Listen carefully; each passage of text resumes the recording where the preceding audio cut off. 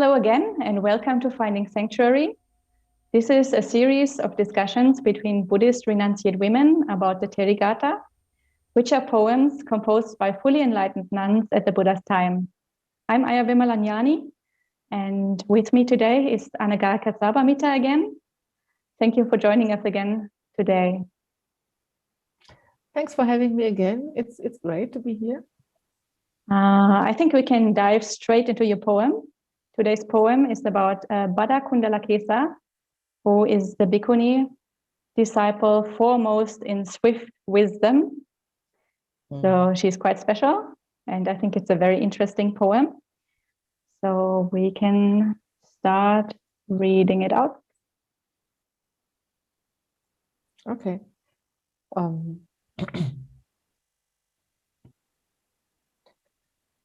My hair mown off, covered in mud, I used to wander wearing just one robe.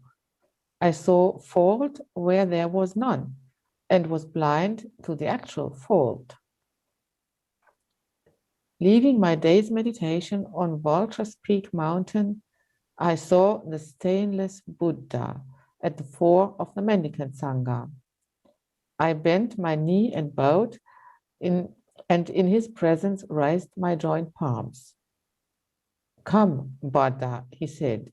That was my ordination. I've wandered among the Angans and Magadhans, the Vajis, Kasis, and Kosalans. I have eaten the alms food of the nations, free of debt, for 50 years. Oh, he has made so much merit. That lay follower is so very wise. He gave a robe to Bhadda, who is released from all ties. Sadhu, sadhu, sadhu. This is such an interesting poem, I think, because again, it shows a lot about the living conditions of the early Buddhist nuns. And also, of course, Bhadda Kundalakesa is an extremely inspiring character.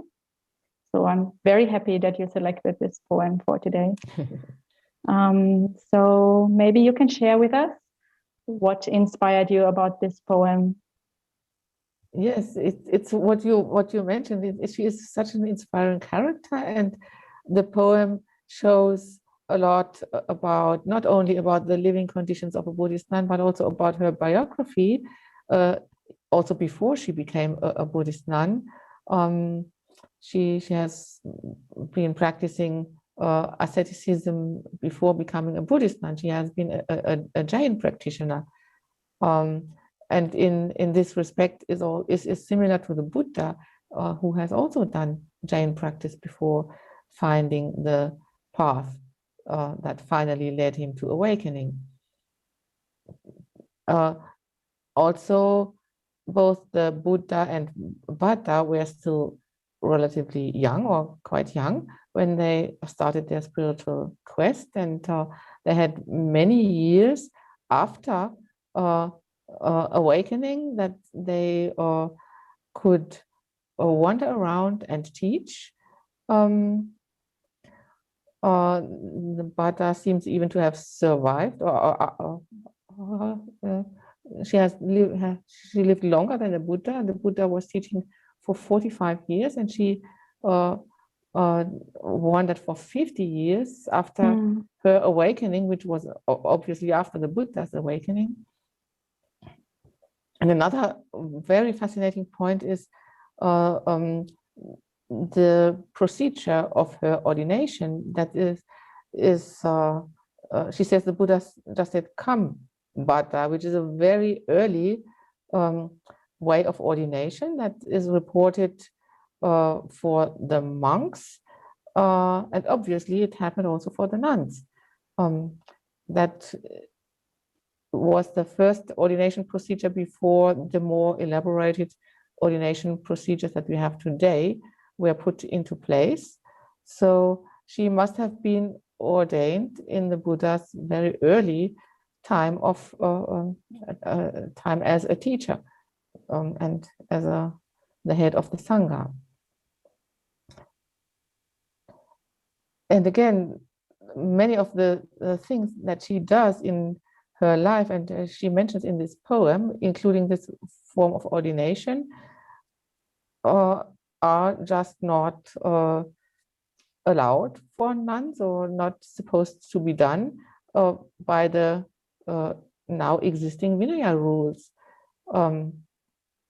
And it would be strange to assume that a nun of a high realization, or who is awakened, would just break all the Vinaya rules. So we could easily think maybe at that time they were not in place yet. So and she outlived the Buddha, so maybe they only came into being after the Buddha's death. That's a very interesting point that you're making there. Or maybe those rules were were understood in a completely different way. That is also possible.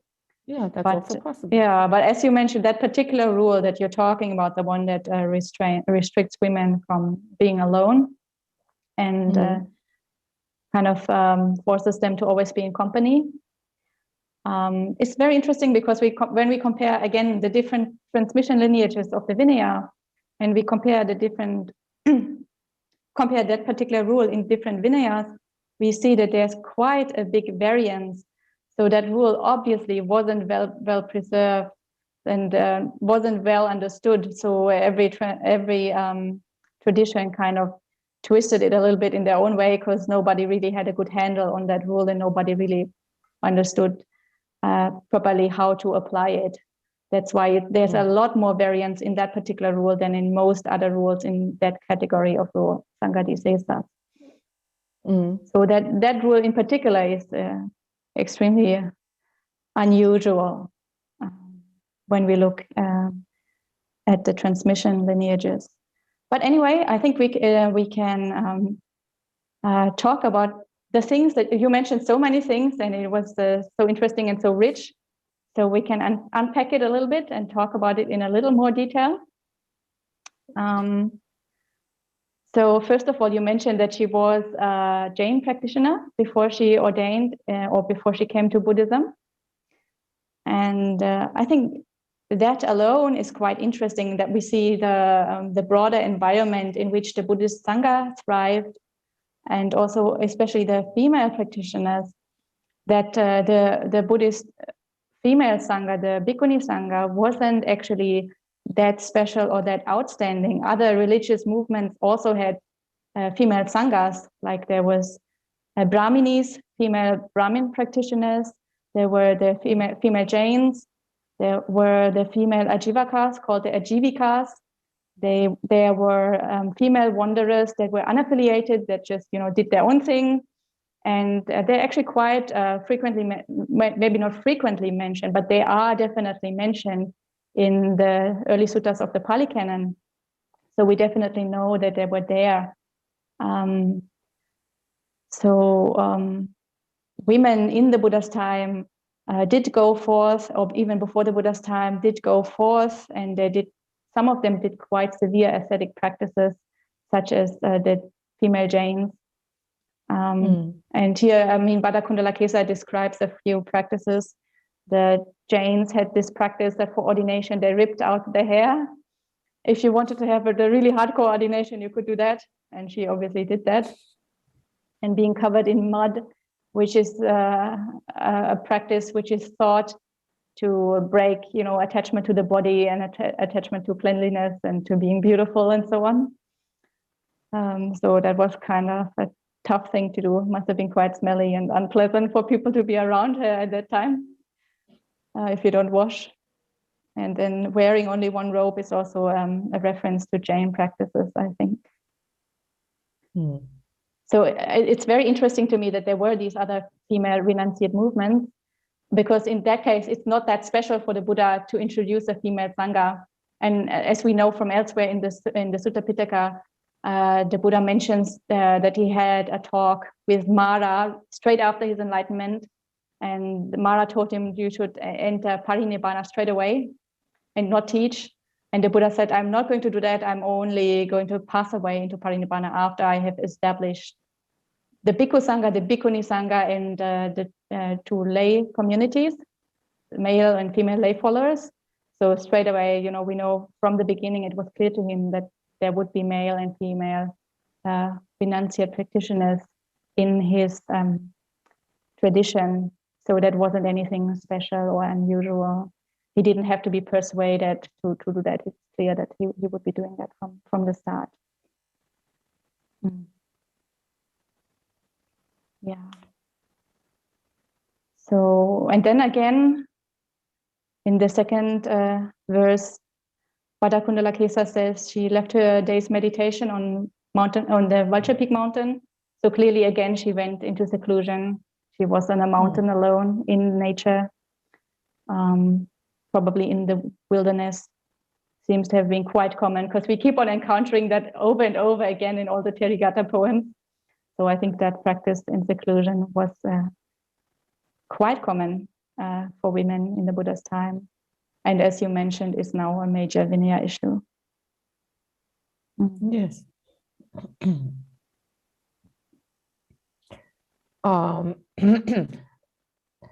It's then reported that when she comes down from her meditation,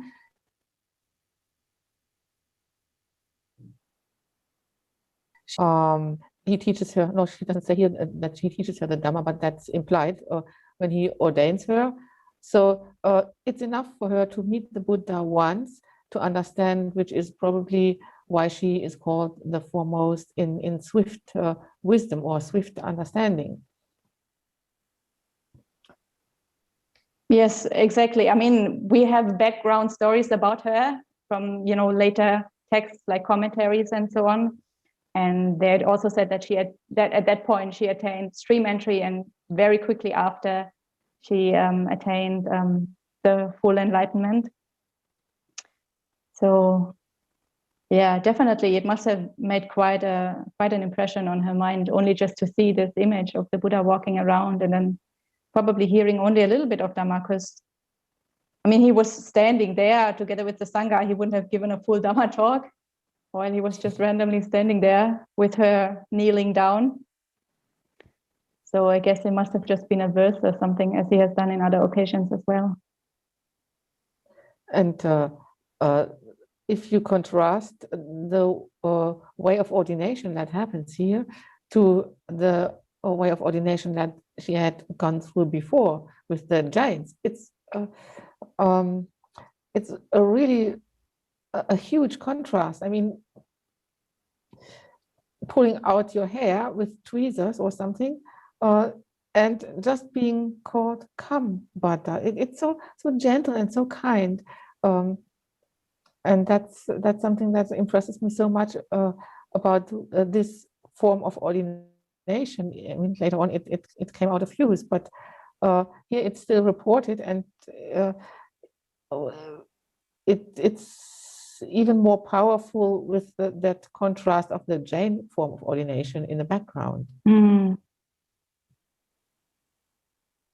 Yes, and as you mentioned before, this Kam Bhadda or Kam Bhikkhuni ordination, that is usually in the Theravada tradition believed that this did not happen in Buddha Gautama's dispensation. It only happened for previous Buddhas because for various reasons. But it's quite interesting because recently another nun, Ayya Vimalanyani, has done some research on this, and she published in a research about this Kam Bhikkhuni ordination. She published a short overview over the situation in other Vinayas, in the text of other transmission lineages, and there Ehi Bhikkhuni is actually mentioned quite a few times. And not only in one tradition, not only one lineage, but quite a few, especially the Sarvastivada and Mula Sarvastivada traditions have several stories about nuns being ordained with Ehi Bhikkhuni.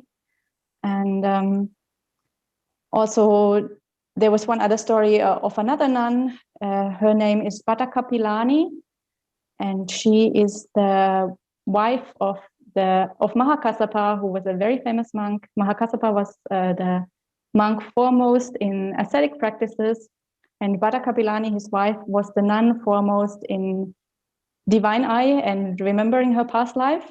and they went forth together in the first year of the Buddha's teaching career. So Mahakassapa was able to directly become a monk. And in the Pali tradition, we believe that, or it is said that Bhadda Kundalakesa was not able to directly ordain as a bhikkhuni because the bhikkhuni sangha wasn't founded yet. So she stayed with renunciates of another tradition, of another religious movement, like other ascetic women, but not in a Buddhist monastery. And was later, when Mahapajapati came, was later ordained by Mahapajapati. But in the Mula Savastivada Vinaya stories, she is actually mentioned as one of the Ehi Bhikkhuni nuns. And to me, that makes a lot of sense because, as I said, in the Buddha's time, there were a lot of renunciate women. They were already ascetics, they were already wandering around, and they must have heard the Buddha teach in the first 5 years of his teaching career. It's not possible that he never met a renunciate woman in that entire time. So surely there must have been women who were convinced by his teaching and who wanted to follow his path. And they were already renunciates. They wouldn't have gone back to lay life to become a Buddhist lay woman. I think they would have stayed on as ascetics and were probably implicitly affiliated with the Buddhist movement, even though the female Sangha wasn't formally established yet. And maybe it also wasn't really that much necessary because they were already ascetic women and they were used to being alone and they were used to practicing in ascetic ways. But when Mahapajapati came along with her palace women, and they used to be lay women before, then obviously it was necessary to have structures and to have buildings and to have a formal relationship between this big group of new arrivals and the bhikkhus who were already there. So I think it's these Ehi Bhikkhuni ordinations are quite interesting, and research in that area is only just beginning. So I'm sure that there will be more coming up in the years to come.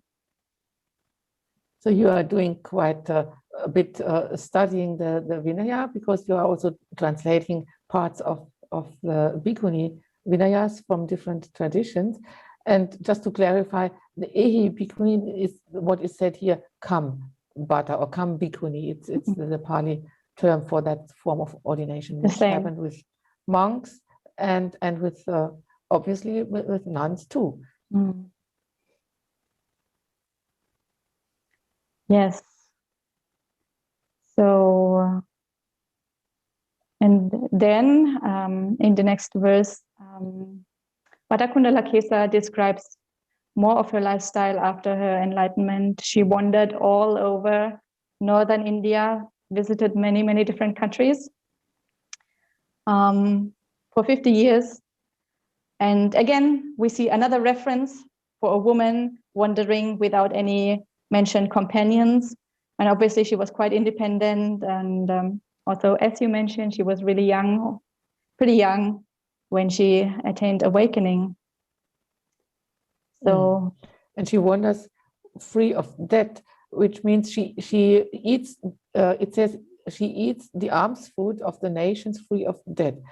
That is a reference to awakening. Someone who is not yet awakened eats the alms food, who is given freely as a debtor, but someone who has done what has to be done is free of debt and eats the alms food.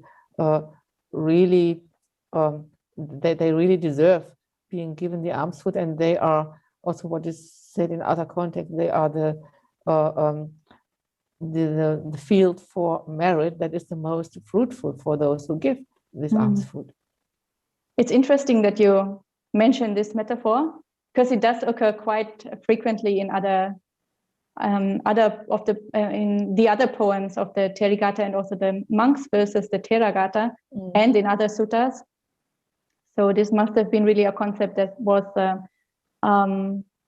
in the mind of the early practitioners, that they really should strive for awakening, so that they are no longer in the debt of the lay people, and so that they are really, worthy of receiving the alms to the highest extent. And yeah, actually, that metaphor was so popular that later the commentary developed a fourfold gradation scheme. And so when you are a fraudulent monk, then you take the alms food as a thief. When you are a good monk, but you haven't attained anything yet, then you take the alms food as a debtor. When you have attained at least stream entry, but you haven't attained full enlightenment yet, then you take the alms food as an heir, as your inheritance from the Buddha. And once you're fully awakened, then you are free of debt. Then you take it as an owner. And that actually became a very popular scheme and is very, very commonly taught also in Sri Lanka to the new monks and the new novices until now. It actually has become a lot more developed until now. So people really think they are in debt, and people really think they have to make a lot of offerings to the Sangha before they ordain, so that the debt can be reduced a little bit by all the offerings they have made beforehand. So that is a very, very common concept here. And it has like a kernel of truth found in those ancient verses. So that's also very nice that, we see the connection between the modern beliefs or traditions, where they come from, and which text they're founded in. Yeah. Yes, and the last verse actually picks that up, that idea that someone who is awakened is truly worthy of gifts, and it praises a lay practitioner who gives a robe to Bhadda as someone who is really wise and who has made so much merit by giving that robe to her.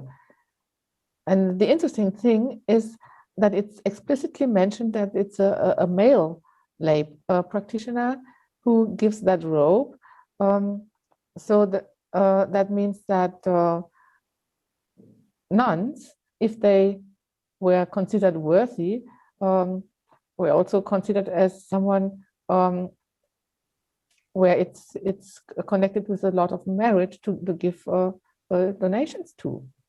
Exactly. I think this verse is very powerful because it really shows that there was no gender bias. So, it's not more worthy to give to a monk, to a nun. She's fully awakened, and because of that, there's a huge merit, no matter which gender she is. So there was probably also some bias in the early Indian society, but it did not. It did not penetrate into all situations. Let's perhaps put like that. Sometimes I'm searching for English words, but well, okay. Anyway, at least it wasn't a problem for the male lay people to offer to women. Obviously, as it says here in this verse, that is a wise attitude to have if you give to the worthy ones and you don't worry about the gender. I think that's a meaning that I get from this verse, and being wise if you just give to the meritorious ones. Yes.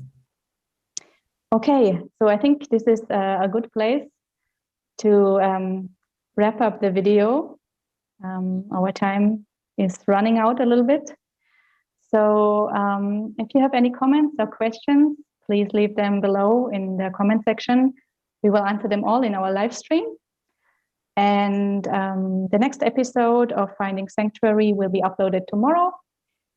And once again, Anagarika Sabbamitta, I think we had a really interesting discussion, and thank you so much for joining us today. Thanks for having me.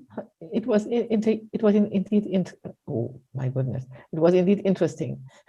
Sadhu, sadhu, sadhu. Sadhu, sadhu, sadhu.